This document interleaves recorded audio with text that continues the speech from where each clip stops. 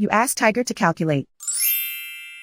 This deals with finding the midpoint between 2 points. The midpoint between the 2 points is -31, 1.5. Let's solve it step by step. Plot the 2 points and calculate the midpoint using the formula.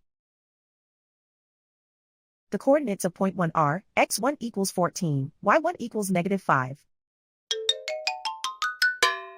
The coordinates of point 2 are, x2 equals -76, y2 equals 8. PM represents the midpoint of the 2 points.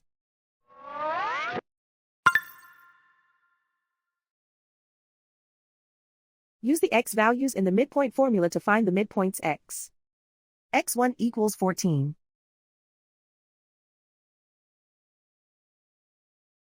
x2 equals -76. Simplify the arithmetic.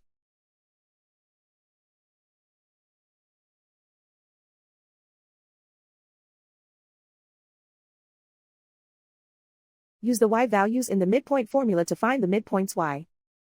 y1 equals -5.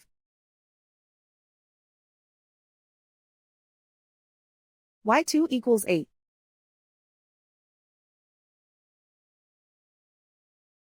Simplify the arithmetic.